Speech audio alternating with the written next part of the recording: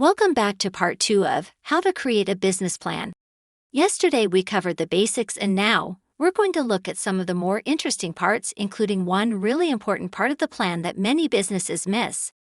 Before we get to that, let's talk about creating your financial projections. These projections provide a roadmap for your business's financial success. You'll need to estimate revenues, expenses, and cash flow for the next few years, taking into account market growth rates and operational costs. It might feel like a bit of a guessing game, but it's crucial to get a sense of what you're aiming for. And remember, it's always a good idea to develop multiple scenarios to consider potential risks and opportunities. I think that this is probably the hardest aspect of a business plan. If you aren't sure where to start, pick a few customer numbers and work with them.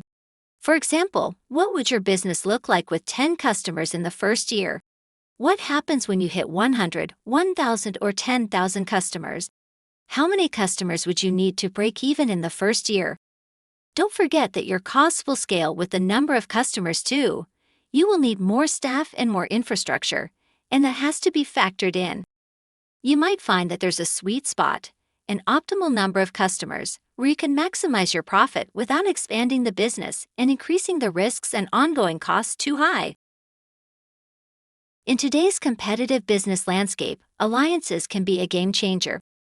They offer a great way to grow your business, reach new markets, expand your product line, and increase your revenue. So how do you go about finding alliance opportunities? Start by identifying potential partners who share your values and have complementary strengths. Look for businesses that align with your mission and have expertise in areas where you may be lacking. Once you've found a potential partner, you can reach out to them and create a mutually beneficial agreement that outlines each party's responsibilities and expectations. This agreement will serve as the foundation for your alliance and help ensure a successful partnership.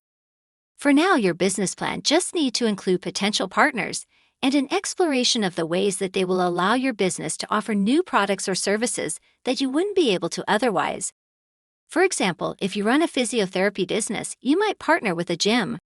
That way you can have your office in the place where many people injure themselves. And you can team up with the personal trainers to help your clients stick to their recovery plans. As an entrepreneur, having a strong support network can make all the difference in your journey to success. These are the people who can provide you with advice, resources, and encouragement when you need it most. So who should be a part of your support network? Well, start by identifying people who share your vision and values. These could be fellow entrepreneurs, mentors, industry experts, or even friends and family members who believe in your business. Once you identified them, make a list of their specific knowledge and skills that they bring to the table. You may include paid services here too, such as a business coach. Who are you going to speak to for advice on marketing? What about your website? Who do you want to be around to bounce ideas off? Who is going to tell you when you're making poor decisions? Remember, having a support network is not a sign of weakness, but rather a smart business move. So go ahead and build your dream team. Running a business often involves making tough decisions and trade-offs. That's where the business trade-off triangle comes into play. This tool helps you prioritize your goals and make trade-offs between them. The trade-off triangle consists of 3 points: time, money, and quality. Here's the catch: you can only have 2 of these at any given time. Let me break it down for you. If you want to save money, you'll have to sacrifice time or quality. If you want to save time, you'll have to sacrifice money or quality. And if you want to improve quality, you'll have to sacrifice time or money. It's all about finding the right balance for your business and making informed decisions. So in your business plan, pick your first 24 months on the trade-off triangle. What are you going to focus on, and what are you trading? Making the decision now can help to avoid procrastination paralysis later. For example, when you know that the focus is on getting a product into the market, and that the quality can be improved in the second version, you won't get stuck trying to make it perfect before release. In today's socially conscious world, it's crucial for businesses to have a clear set of values and principles. That's where an ethics statement comes in. This document outlines your company's stance on various ethical issues and serves as a guide for decision-making. When creating an ethics statement, make sure it aligns with your company's mission and vision statement, as well as the expectations of your stakeholders. Consider questions like, what's your stance on sustainability? How will you balance profit and the environment? How will you look after your employees? By addressing these questions in your ethics statement, you'll not only ensure ethical behavior within your organization, but also build trust with your customers and partners. This aspect doesn't get enough focus. Too often we get stuck in the practicalities of setting up a business and forget about making it something that we're proud to be a part of. Starting and running a business can be incredibly rewarding, but it can also be incredibly stressful. That's why it's essential to have a resilience plan in place.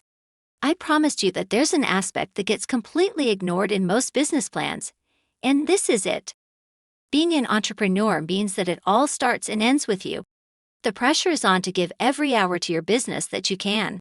That means that we often sacrifice our health, our nutrition, our exercise, our family time, and our social life to get the business going. But that's neither healthy nor sustainable. A resilience plan helps you manage the inevitable stress and challenges that come with entrepreneurship. Start by identifying strategies for dealing with stress around money, time, physical health, and mental health. How will you prioritize self-care and maintain a healthy work-life balance? Will you prioritize 3 gym sessions per week? Will you make sure that you socialize at least once per week? What about your family? What is the strategy to make sure that they aren't neglected? Additionally, plan for potential setbacks like sickness or unexpected events. What happens if you get sick for a week? What happens if you get sick for a month? By thinking ahead and having a resilience plan in place, you'll be better equipped to handle whatever comes your way. So take care of yourself and your business by creating a resilience plan today.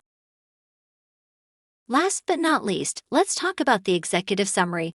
This is a crucial part of your business plan as it serves as a concise overview of your entire plan. Think of it as your elevator pitch to grab the attention of potential investors, partners, or stakeholders. Your executive summary should be compelling, engaging, and highlight the most critical aspects of your business.